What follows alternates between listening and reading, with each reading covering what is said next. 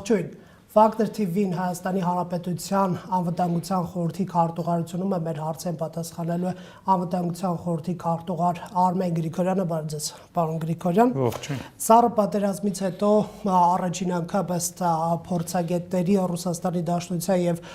Արևմուտքի հարաբերությունների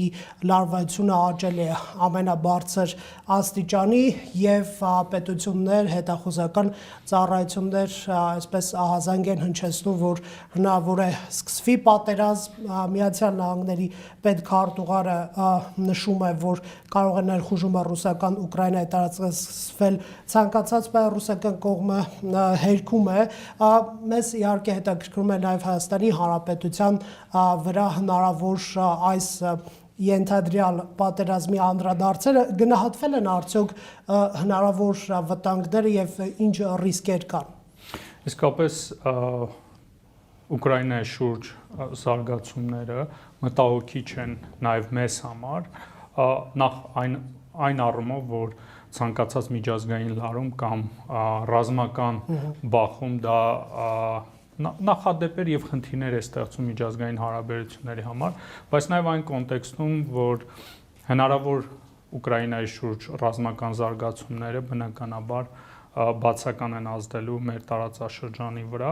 ինչ առումով հնարավոր բացական, որ միջազգային հանրության ուշադրության հնարավոր է կենտրոնանա Ուկրաինայի շուրջ եւ մեր տարածաշրջանում որոշ ուժեր փորձեն ինչ-որ խնդիրներ ռազմական ճանապարհով լուծել։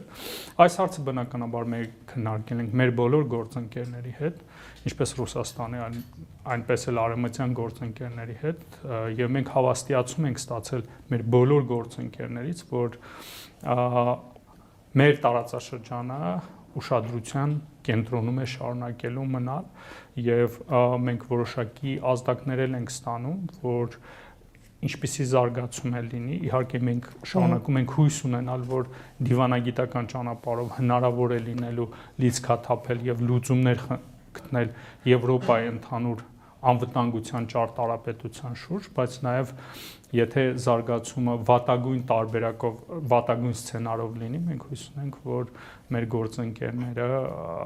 կշարունակեն ուշադրության կենտրոնում պահել տարածաշրջանը, բացի այդ բնականաբար մենք շարունակապար գնահատում ենք հնարավոր ազդեցությունը անվտանգայինից սկսած մինչև տնտեսական մեր գերատեսչությունները հիմա շարունակում են աշխատել, որպեսզի գնահատենք ընդհանուր վտանգը եւ խնդիրները դրանցից բխող եւ ամեն անգամ հավելյալ ինֆորմացիա ունենալով դա կոմունիկացում ենք մեր գործընկերների հետ եւ փորձում ենք լուծումներ գտնել։ Դիվանագետներին տարհանելու մտադրություն կամ քննարկումներ ունի Հայաստանի Հանրապետությունը։ Հայաստան շարունակաբար գնահատում է իրավիճակը եւ ըստ իրավիճակի որոշումներ կկայացնի։ Ես երկու այսպես փորձագիտական համայնքից երկու ռիսկի հավանականություն մեջ բերեմ, պարոն Գրիգորյան, մեկը սա էլ է հնչել այս հարցը, արդյոք Հայաստանը որևէ կերպ այսպես ռազմական ուժով կներգրավվի, գաղտնիք չի, մենք ՀԱՊԿ-ի անդամ ենք, Ռուսաստանի Դաշնության հետ ունենք երկկողմ պայմանագրեր հարձակման դեպքում միմյանց օժանդակելու եւ երկրորդը Գյումրի 102-րդ ռազմաբազային է վերաբերվում,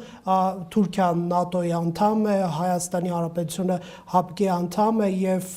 կա մտավախություն, որ կարող է ռազմաբազան թիրախավորվել կամ ռազմաբազայից հարվածներ հասվեն, ասենք Վրաստանի կամ Թուրքիային եւ Հայաստանի տարածքը այսպես բախումների թատերաբեմի վերածվի, հավանական սցենար է, խնդրեմ երկու հարցի պատասխան։ Երկրորդ նկարագրությունը ավելի շատ երրորդ համաշխարհային պատերազմի նկարագրություն է,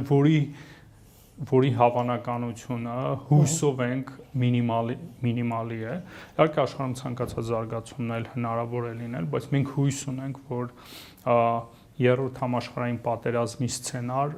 գոնե այս պահին բացառվում է, նաև հույս ունենք նույնիսկ Ուկրաինայի շուրջ հնարավոր կլինի դիվանագիտական ճանապարհով լուծում գտնել խնդրին։ Իհարկե ռազմական սցենարը շարունակում է բարձր մնալ, բայց ամեն դեպքում մենք հույս ունենք, որ խոհեմությունը հաղթելու է միջազգային հարաբերություններում եւ մարդկությունը չի կրկնելու իր պատմության սխալները։ Եվ այս առումով կարծում ենք, որ եւ հույս ունենք, որ դիվանագիտությունն է լավագույն ճանապարհը։ Ինչ վերաբերում է Հայաստանի մասնակցությանը, Հայաստանը պարբերաբար բնականաբար գնահատում է իր շուրջ միջավայրը եւ մենք չենք փորձում իրադարձություններից առաջ հասկանում ենք ամբողջ իրավիճակը, գնահատում ենք եւ իրավիճակային լուծումներ ենք կայացնելու։ Մենք ընդհանուր առմամբ քննարկել ենք հնարավոր բոլոր սցենարները եւ սցենարների դեպքում ավելի շատ իրավիճակային կքննարկենք, թե Հայաստանը ինչպիսի որոշումներ է կայացնելու, փորձելու ենք շարունակել պնդել, որ մեր բոլոր գործընկերները դիվանագիտական ճանապարհով լուծեն հարցը եւ Հայաստանը շարունակելու է բոլոր հարցերում կոնստրուկտիվ դեր խաղալ։ Մեր դերը մենք միանշանակ տեսնում ենք կոնստրուկտիվ։ Շատ լավ։ Պարոն Գրիգորյան, վերջերս Թուրքիա եւ Ադրբեջանը այսպես համաձայնեցրին եւ վավերացրին նրանց խորհրդարանները երկրի ղեկավարների մակարդակով, այսպես ասած, դաշնակցային հարաբերությունների մասին Շուշի հռչակագիր, այնտեղ շատ երկար նկարագրություն կա ռազմական բանակի վերակազմավորման հարցերում միմյանց աջակցել եւ մի կետ կար երրորդ երկրների հարձակման դեպքում միմյանց ռազմական օժանդակություն ցուցաբերելը։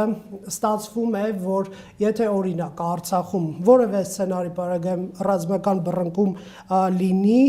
դա կարող են Թուրքիա եւ Ադրբեջանը մեկնաբանել հարձակում իրենց նկատմամբ եւ եթե Թուրքիան, ասենք 44 օրյա պատերազմում փորձում էր քողարկել իր մասնակցությունը, ապա հիմա արդեն պաշտոնապես իրավունք է ստանում միջամտելու։ Սա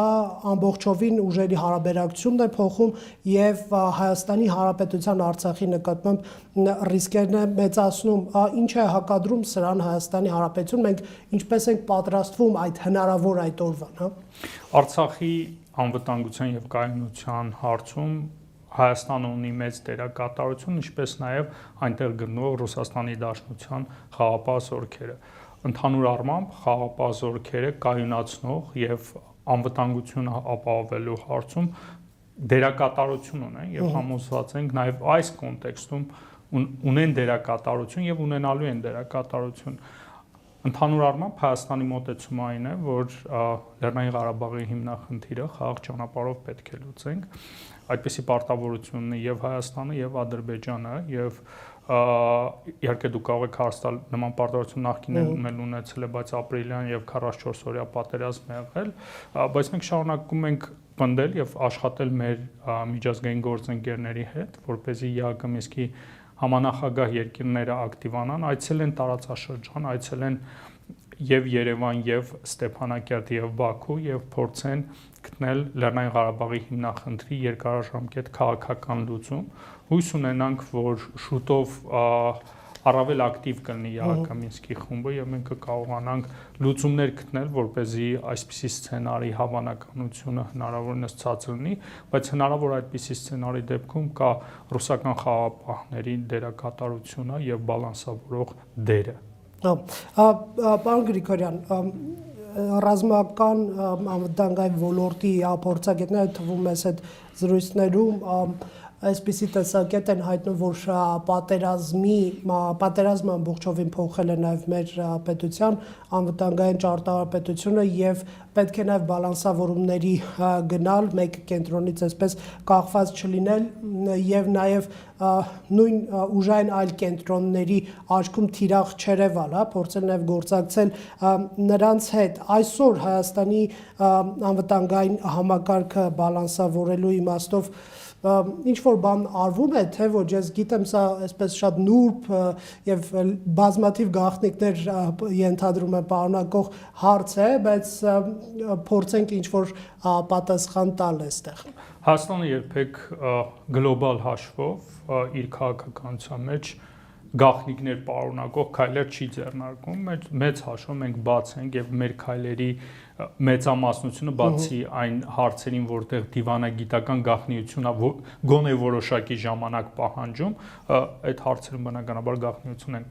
պահպանում եւ պաշտպանում եւ բայց մնացած բոլոր հարցերում գրեթե մենք բաց ենք եւ մեր բոլոր քայլերը բաց են նաեւ հանրության համար, որպեսզի հանրությունը հասկանա, թե մենք ինչպիսի քայլեր ենք ձեռնարկում։ Բնականաբար մենք եւ կառուցում ենք մեր հարաբերությունները Ռուսաստանի Դաշնության հետ որպես ռազմավարական դաշնակից, ինչպես նաեւ բոլոր այն դերակատարների հետ, որոնք աշխարհում ազդեցություն են, բնականաբար արևմուտքի հետ ենք կառուցում մեր հարաբերությունները։ Գիտեք, որ վերջերս նաև նախագահ Մակրոնի նախաձեռնությամբ, ինչպես նաև նախագահ Շարլ Միշելի մասնակցությամբ տեղի ունեցել քառակողմ հանդիպում նախագահ Ալիևի հետ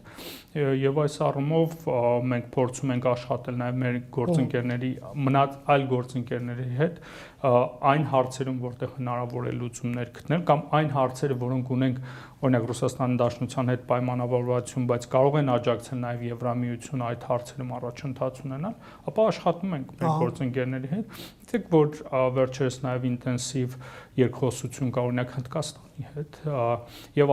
Հնդկաստանի արտգործնախարարի այցը եւ հետագա հնարավոր համագործակցություն եւ փոխայցերը, դրանք փոխլրացնող գործոններ են, որոնք կարծում ենք, որ տարածաշրջանում կայունություն են բերելու, մենք շարունակում ենք գործընկերային հարաբերություն զարգացնել բոլորի հետ եւ նաեւ որտեղ խնդիր ունենք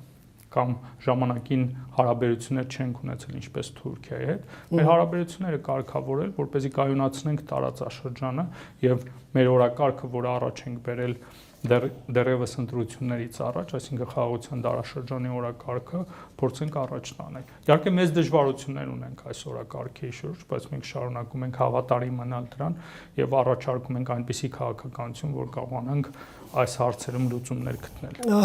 Հիմա մենք անպայման այդ թեմայից էլ կխոսենք, նաև հարևանների հետ հարաբերությունների թեմայից։ Այսպիսի մի իրավիճակ է ստեղծվել, պարոն Գրիգորյան, լավ, մինչ բանակցային գործընթացը հանրության համար շոկային մի զարգացում տեղի ունեցավ, վերջերս բացահայտում էր 19 անձ ձերբակալվեց ենթադրաբար պետական դավաճանության գործով, նրանց մեջ կային նաև զինվորականներ եւ խնդիրը այն էր, որ փոխանցել են ադրբեջանական հատուկ ծառայություններին բանակի վերաբերյալ տեղեկություններ։ Ինչ վնասայություն է, պարոն Գրիգորյան, այս մարդիկ հասցրել, սա մի քիչ կոնտեքստից դուրս է գալիս մեր զրույցի, բայց վստահ եմ մարդկանց հետաքրքիր է, ասենք, որևէ քաղաքական ուժի հետ կա կապվածություն, չկա կապվածություն, ինչ կարող եք այս դեպքից։ Եկեք այս հարցում սպասենք ԱԱՑ-ն համոզված եմ պարբերաբար համապարփակ ինֆորմացիա կտրամադրի, գործընթացներից առաջ չընկնենք, բայց համոզված եմ, որ երբ որ անհրաժեշտություն լինի եւ հնարավորություն լինի, որտեղ կարող է անհրաժեշտ լինի, բայց դրա հնարավորությունը գործի բնույթից ելնելով հնարավոր չունի հրապարակելու, ԱԱՑ-ն կշարունակի աշխատել հանրության հետ, գիտեք, որ արդեն տեղեկացրել է, հավելյալ ինֆորմացիա սպասենք ԱԱՑ-ն կտրամադրի հանրությանը։ Շատ լավ, հիմա վերջին շրջանում այսպես բարձր հայտարարություններ են հնչում այսօրվա իշխանությունից եւ նախկին իշխանություններից Արցախի հարցի թեմայով, վարչապետի այն հայտարարությունը, որ 2016-ին բանակցային գործընթացում տեղի է ունեցել աղետ երկար այնտեղ չթվարկեն, բոլորս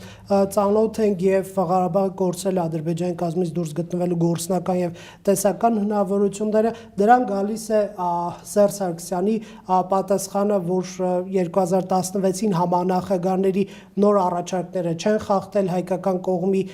կարմիր գծերը, Ադրբեջանի կազմից դուրս կարգավիճակ ենթադրող հարաքվեր լինելու եւ ըստ Սերժ Սարգսյանի Նիկոլ Փաշինյանն է ընկել ծուղակը։ Հիմա ուզում եմ հանրությունը ոնց ճշմարտությունն իմանա, պարոն Գրիգորյան, որովհետեւ քաղաքական հայտարարությունների արանքում ստուգելու հնարավորություն չկա, փաստաթղթերը փակ են։ Բնականաբար լավագույն ձևը, որպեսզի հանրությունը տեղյակ լինի, այդ փաստաթղթը ամբողջ փաթեթը փաստաթղթերի հրապարակումն է։ Մենք հղում ենք կատարում բոլոր այդ փաստաթղթերին եւ այդ փաստաթղթերի հիման վրա հայտարարություններ ենք անում։ Այդ փաստաթղթերում միանշանակ է, որ 2016 թվականին գիտեք, որ փաստաթուղթը բաժանվել էր երեք այսպես կոչված երեք մասի կար Հայաստանի Հանրապետության եւ Ադրբեջանի Հանրապետության նախագահների հայտարարությունը, ԵԱԿ Մինսկի խմբի արտգործնախարարների հայտարարությունը, ինչպես նաեւ ՄԱԿ անվտանգության խորհրդի բանաձևը եւ հետաքրքիր է նրանում է, որ եթե օրինակ Կազանում ինքնորոշման իրավունքը եւ միջանկյալ կարգավիճակը երկկողմ էր եւ միասնական այդ փաստաթղթում էր, իհարկե փաստաթուղթը հետագայում է տրոփվել, ապա Հայաստանի Հանրապետության եւ Ադրբեջանի Հանրապետության նախագահների ստորագրվելիք թղթում ինքնորոշման իրավունքի մասին որպես գործողություն որևէ կետ չկա, այնտեղ կա 8 կետ, թե ինչ են անելու Լեռնային Ղարաբաղի հիմնախնդրի լուծման հետ կապված, որտեղ ինքնորոշման մասին ինքնորոշման իրավունքի իրացման որպես գործողություն որևէ կետ չկա։ Դա տարվել էր ՄԱԿ-ի անվտանգության խորհրդի բաժին։ Դա մի մասը տարվել էր արտգործնախարարների հայտարարության մեջ, մի մասը տարվել էր անվտանգության խորհրդի բանաձև, բայց հետաքրքրական այն է, որ Ալիևը որևէ պարտավորություն իր վրա չէր վերցնում այդ փաստաթղթով, իսկ Հայաստանը համաձայնել էր եւ աղետը նաեւ դրա մեջ էր, երբ որ Հայաստանը համաձայնել էր ինքնորոշման իրավունքի եւ իրացումը եւ միջանկյալ կարգավիճակը թույլ տա այդ փաստաթղթերից հիմնականում դուրս գա եւ գործողությունների պլանում հիմնականում նշված է որ տարածքները պետք է վերադարձվի Ղարաբաղ զորքեր տեղակայվեն հիմնականում այսպեսի հարցեր է իսկ Սերժ Սարգսյանը ես կարծում եմ որ լավ կանի գոնե հիմա մի քիչ անկեղծություն ցուցաբերի հանրության հետ իր կոմունիկացիայում որովհետեւ այդ փաստաթղթերը ըստ իրան Նաև իր մոտ կա, հետաքրքիր է թե ինչպես է իր մոտ հայտնվել, իհարկե պաշտոն է զբաղեցրել 10 տարի, բայց պատասխանատվություն ունենալ է նաև պետական փաստաթղթերը իր հետ չտանել իրենց տուն։ Սա էլ ընկա պետականության հանդեպ ընկալում է, չէ՞, երբ որ պետական գործիչը գնալուց փաստաթղթեր հնարավոր է նաև համակարգիչ, երբեմն հեռուստա TV,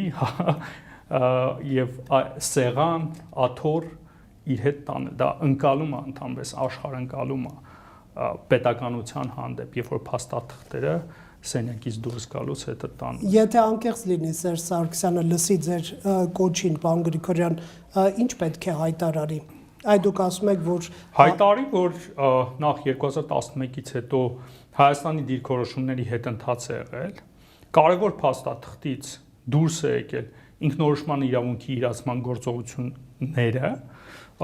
ինչպես նաև միջանկյալ կարգավիճակը մեծ գլոբալ հաշվով, որտեղ միջանկյալ կարգավիճակի մասին մանրամասն ինֆորմացիա կա արտգործնախարարների ԵԱԿ Մինսկի խմբի արտգործնախարարների հայտարարության մեջ հասկանում եք, չէ՞, Ալիևը պարտավորություն չի վերցնում, բայց ԵԱԿ Մինսկի խմբի նախագահների արտգործնախարարության հայտարարության մեջ էլ ասում են, որ աջակցում են Ոչ թե այդ գործողությունները պետքա կատարվեն կամ միջանկյալ կարգավիճակի վերաբերյալ հարցերը պետքա լուծեն, այլ ասում են աջակցում են, իսկ աջակցելը ո՞րն է, երբ որ օրինակ Ադրբեջանը դա կատարի։ Սա է խնդիրը։ Այսինքն պարտադիր ուժ չի ունեցել ձեր մեկնաբանությամբ։ Նայեք, հարաքվե անցկացման հնարավորությունը։ Նախ պարտադիր ուժ բնականաբար չի ունեցել այն իմաստով, որ պետքա կողմերի միջև համաձայնեցվեր։ Կողմերը պետք է համաձայնեն, որտեղ նշված էր, որ կողմերը պետք է համաձայնեն։ Այսինքն Ադրբեջանը կարող էր ասել, ես չեմ ստորագրել 50 տարի հետո 50-100 տարի չլուծեր, հանրաքվե չլիներ։ Հանրաքվե չէր լինելու։ Օրինակ, պետք է համաձայնեինք, չէ՞։ Ադրբեջանը ամեն անգամ կարող է պատրվակ ասել, որ հետաձգում է, եւ երբեք այդ հարցը չլուծվեր։ Իսկ ՄԱԿ-ի անվտանգության խորհուրդ երբ որ գնում էր հարցը, վարչապետն ասում էր կարգավիճակի որոշման տարեր գնում են ՄԱԿ-ի անվտանգության խորհուրդ եւ հետո բերում էր 93 թվականի անվտանգության խորհրդի բանաձևը, որտեղ ըստ իրեն Ղարաբաղը նշված է եղել որպես Ադրբեջանի շրջան։ Սա արդյոք նշանակում էր, որ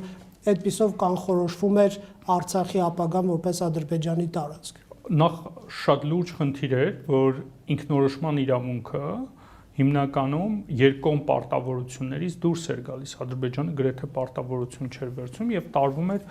մի կողմից համանախագահ երկրների արտգործնախարարների փաստաթուղթ, մի կողմից տարվում էր ՄԱԿ-ի անվտանգության խորհրդի իսկապես ողբերգություն ա եղել այստեղ, երբ որ process-ը այս ուղղությամբ է գնացել եւ հայկական կողմը հայտնվել է նման իրավիճակում եւ սա է նաեւ խնդիր է Սերժ Սարգսյանը իմանալով դրանց մասին, հստակ իմանալով այդ 3 փաստաթղթերի դեմն է ըստ իրեն եւ կարողանում է չէ կարդալ։ Եվ նա կարողանում է նաեւ կարդալ Կազանի փաստաթուղթ։ Կազանի փաստաթղթում առաջին կետը նշված է Լեռնային Ղարաբաղի ինքնորոշման իրավունքի իրացումը։ Երկրորդ կետով միջանկյալ կարգավիճակի մասին է։ Հստակ նշված է։ Երբ որ բացում ենք 2015-16 թվականի փաստաթուղթը, առաջին կետերում նման բան չկա։ Բնականաբար առաջին բնականաբար ժամանակի ընթացքում Սերժ Սարգսյանի կառավարման ընթացքում այդ կետերը կամած փաստաթղթերից դուրս են գալիս։ Եթե դուք նայեք փաստաթղթերի հերթականությունը, այդ հարցերը կամած փաստաթղթից դուրս են գալիս ու գնում են այլ տեղեր, որտեղ իդեպ պարտավորություն չի։ Դուք հասկանում եք, չէ՞, Ալիևի մի բանը Ալիևը տակը ստորագրի, մի բան է միջազգային հանրությունը ինչ որ փաստաթղթի տակ ստորագրի։ Այսինքն հույսը մնում էր այն, որ ինչ որ տասնամյակներ հետո միջազգային հանրությունը պետք է ճնշում գործադրի Ադրբեջանի վրա, որպեսզի նա հարաքվե անցկացնելու կարգավիճակի որոշման պարտավորություն վերցնի։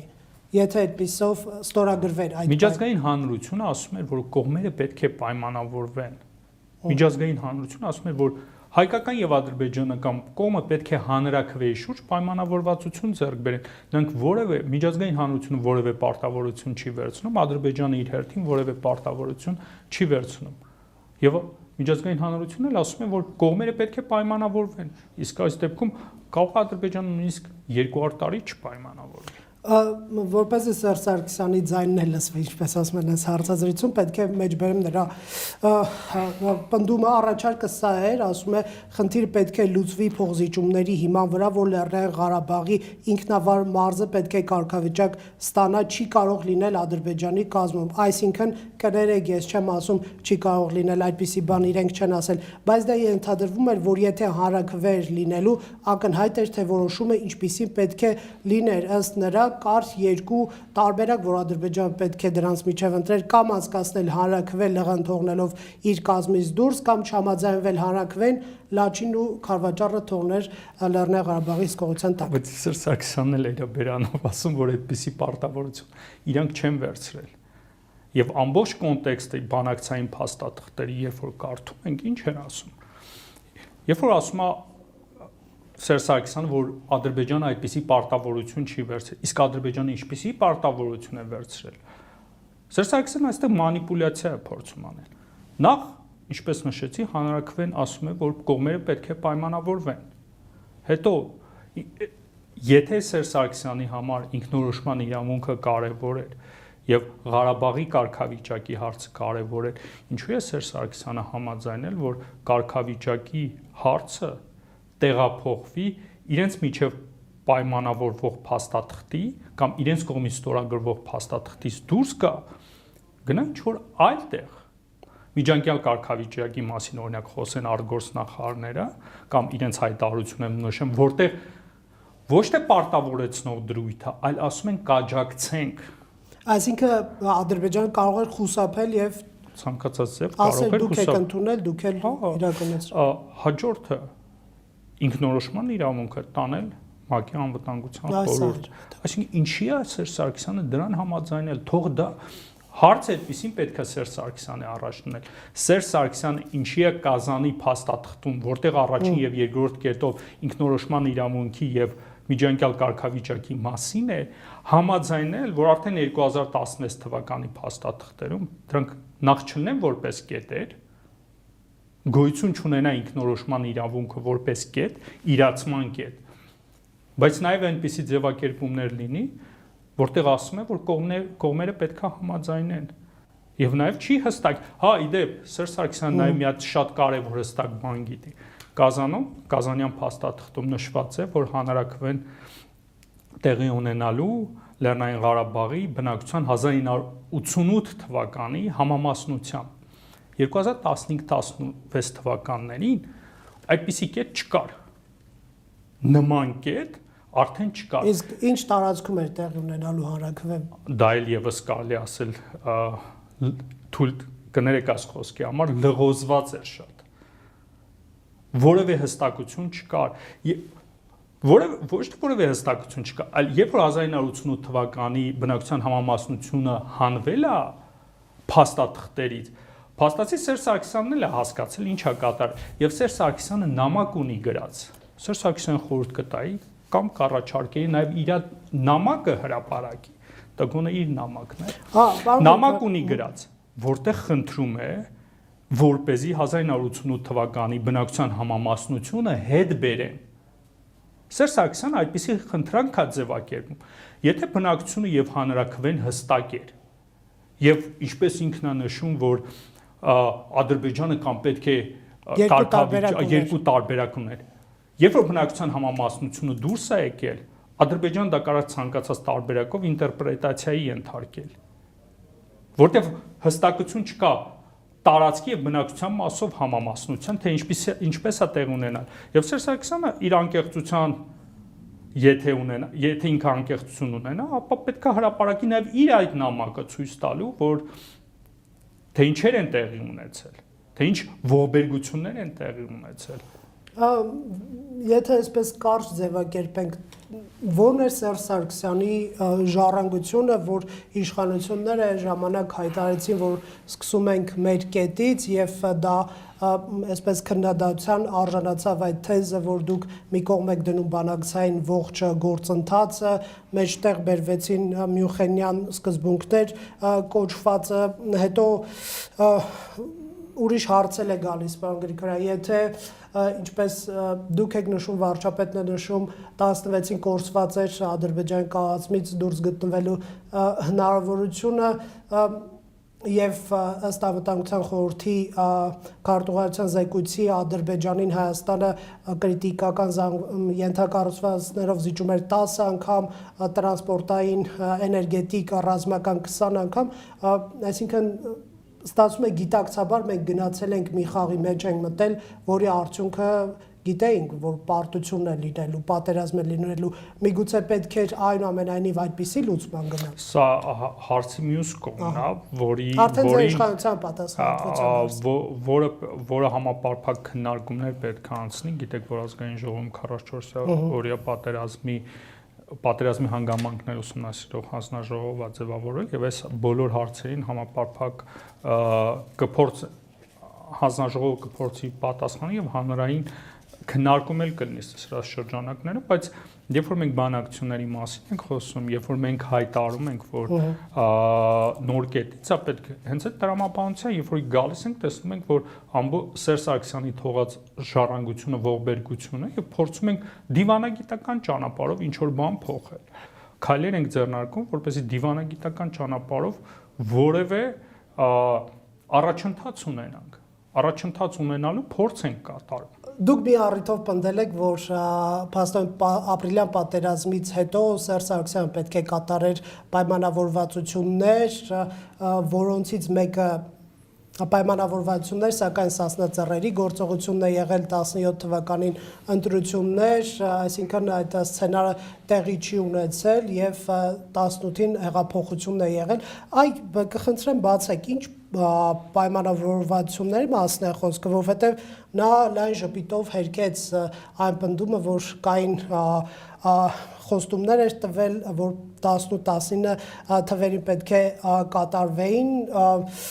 ինչ էր խոստացել Սերժ Սարգսյանը։ Մի կողմից հերքել է, մի կողմից ասել է եղել են այդպիսի պայմանավորվածություններ 2016 թվականի ապրիլյան պատերազմից հետո, կարծում եմ այդ հարցի հասցեատերը ավելի շատ Սերժ Սարգսյանն է, որովհետև ինքը պետք է հանրության հետ խոսի եւ բացատրություն տա, որովհետև մի կողմից երբ որ մեզ է պատասխանում հերքում են, բայց երբ որ ավելի լայն կոնտեքստում խոսում է, ասում է, ահա, այո, այդպիսի պայմանավորվածություններ եղել են եւ ես ակնկալում եմ, որ նա կխոսի հանրության հետ ավելի կոնկրետ, որովհետեւ եթե պայմանավորվածություն է, քանի որ բանավոր են եղել, կարծում եմ ավելի շատ ինքը կարող է այդ բանավոր պայմանավորվածությունների մասին պնդումներ կատարի, խոսի հանրության հետ, բայց նաեւ ոչ միայն այդ պայմանավորվածությունը, նաեւ մնացած փաստաթղթերի մասին իր նամակը հրապարակի, տեսնենք ինչ էր խնդրում, ինչպես էր խնդրում, որ 1988 թվականի բնակչության համամասնությունը հետ բերեն, որովհետև սրանք դետալներ են, բայց ավելի լայն կոնտեքստում, երբ որ նայում եք, հասկանալի է, չէ՞ դառնում, թե բանակցային գործընթացում, երբ որ 1988 թվականի բնակչության համամասնությունը դուրս է գալիս բանակցային փաստաթղթից, դա ուր է տանում։ Ադրբեջանի տարածքում պետք է առաքվեն լիներ։ Ուր է տանում այդ հարցը։ Առնվազն չի հստակեցնում, որ դա պետք է Լեռնային Ղարաբաղի տարածքում լինի։ Առնվազն դա չի հստակեցնում։ Իսկ ինտերպրետացիան արդեն ինտերպրետացիայի լայն դաշտ է բացում։ Այդ լայն դաշտի մեջ ցանկացած մոտեցում կարող է ձևակերպել։ Երբ որ բնակչության համամասնությունը կա, հստակ է, թե որտեղ է տեղի ունենալու, բնակչության ինչպիսի համամասնության։ Եվ կանխորոշում էր հարակվե արդյունքը որոշակի չափով, եթե համամասնությունը 75, 80, 20, 25 էր, ապա որոշակի չափով կարող էինք համոզված լինել, որ կանխորոշում։ Իսեր Սարգսյան, երբ որ ասում է կանխորոշում էր, ինքը դա ասում է 2011 թվականի բանակցային փաստաթղթի տրամաբանության մեջ։ 2016 թվականին այլևս չէր կանխորոշում դա, որտեղ ոչ բնակչության համամասնություն կար, ոչ այլ հարցեր կարգավորված էր։ Այստեղ է խորքային խնդիրը։ Եվ լայն կոնտեքստում, երբ որ նայեք, թվում է թե չէ, այդպես չի որ փոքր հարց է, բայց երբ որ բնակչության համամասնության կետը բանակցային փաստաթղթից դուրս է գալիս, դա արդեն իսկապես աղետ է, որտեղ դա լրիվ այլ տեղ է տանում։ Եվ Սերժ Սարգսյանն է այս փաստաթղթերին համաձայնություն տվել։ Հիշում եք Սերժ Սարգսյանի համաձայնություն տալը ասելով ինչ նկատի ունեք, որովհետև նա ասում է վերջին, այսպես աշխատանքային տարբերակը կազանն էր, որը գտնվում է դեպոզիտարիայում, այսինքն բանակցել ենք, հիմա չենք համաձայնում։ Կարելի է շատ փիլիսոփայել այս հարցի շուրջ, ասել, որ մինչև բոլոր հարցերը համաձայնեցված չեն, որևէ հարց համաձայնեցված չէ։ Բայց փաստաթուղթ է շրջանառվում եւ Երևանը եւ Բաքուն դիրքորոշումներ են տալիս եւ այդ փաստաթուղթը այնպես չի որ մի փաստաթուղթ է եղել օրինակ 2016 թվականի վերջերին այդ փաստաթուղթը եկել է նրանց հետո Սերժ Սարգսյանը հրաժարական է տվել եւ մենք տեղյակ չենք Սերժ Սարգսյանը առաջարկություններ եւ դիրքորոշումներ է տվել այդ փաստաթղթի մասին եւ հետո առանձին նամակ է գրել որ 88 թվականի համամասնությունը վերականգնվի Ինչ պատասխան են տվել պարոն Գրիգորյան Ես պատասխանի մասին տեղյակ չեմ։ Լավ, այսպես ամփոփելով արդեն ապագային միտված մի հարցել, Հայաստանի իշխանությունները հայտարարում են, որ պատրաստ են խաղաղության բանակցություններ սկսել Ադրբեջանի հետ, դժվար է պատկերացնել այդպիսի որևէ համաձայնություն, եթե Արցախի հարցի վերաբերյալ չկա համաձայնություն եւ վերջնականորեն գոնե մի փաստաթուղթ չկա, հա։ Հիմա հաշվի առնելով այն, ինչ որ պնդում եք դուք, հղում անելով 2016 թվականին նշելով, որ աղետ է տեղի ունեցել, դուրս է թողնվել Ադրբեջանի կազմից դուրս գտնվելու հնարավորությունը, ինձ հետաքրքիր է, որն է Հայաստանի Հանրապետության մաքսիմումը լինելու հնարավոր բանակցություններում, Արցախի հարցի հետ կապված եմ ասում, միգուցե շարունակվի այդ 30-ամյա թեզը, որ պետք է անկախության ձգտող տարբերակ համաձայնեցվի հարակվեի, թե այլ լուծումներ կարող են լինել կամ չլուծում Կիպրոսի տարբերակի նման։ Հենց այդ հանգամանքը հաշվի առնելով, մենք խաղաղության պայմանագիրը առաջարկում ենք, որ կնքվի ԵԱՀԿ Մինսկի խմբի համանախագահության ներքո։ Մենք հասկանում ենք, որ հիմնախնդիրը, որ դեռևս լուծված չէ եւ իր լուծումին է սպասում, դա Լեռնային Ղարաբաղի հիմնախնդիրն է, որից ածանցված եւս խնդիրներ կան եւ կան ընդհանուր առմամբ խնդիրներ։ Օրինակ դելիմիտացիա, դեմարկացիա, եւս օրակարգային հարց է, տարածաշրջանային ապաշրջափակումը օրակարգային հարց է, բայց սրանք նաեւ իրար միմյանց փոխկապակցված են։ Բայց Լեռնային Ղարաբաղի հիմնախնդրի լուծումը նաեւ հնարավորություն կտա խաղաղության պայմանագիր կնքել եւ ԵԱՀԿ Մինսկի համանախագահության ներքո, որը միակ ֆորմատն է, որտեղ Լեռնային Ղարաբաղի հիմնախնդրի լուծում է հնարավոր, մենք առաջարկում ենք, որ խաղաղության պայմանագիրը այդտեղ կնքի եւ դրանով հնչված մտահոգությունները մեծամասամբ լուծում են տալի։ Իսկ Ղարաբաղի կարգավիճակի եւ այլ հարցեր պետքա բանակցությունների ընթացքում քննարկենք։ Մեր մոտեցումը շարունակում է այն մնալ, որ հանրաքվեի հարցը որևէ սահմանափակում, եթե հասնում ենք դրան, պետք է չունենա։ Պետքա Լեռնային Ղարաբաղում ապրող մեր հայրենակիցները որոշեն, թե ինչպեսի կարգավիճակով են ուզում ապրել։ Առաջիկայում այդ նախատեսում է համանախագահն է, որովհետև Ադրբեջան ղեկավարությունը բաց ասում է, որ մենք խոչընդոտելու ենք Մինսկի խմբի աշխատանքները։ Մենք շարունակում ենք ակնկալել, ինչպես նաև քայլեր ենք ձեռնարկում, որ դա հնարավորինս շուտ տեղի ունենա։ Շնորհակալություն։ Factor TV հարցերին պատասխանում էր Հայաստանի Հանրապետության անվտանգության խորհրդի քարտուղար Արմեն Գրիգորյանը։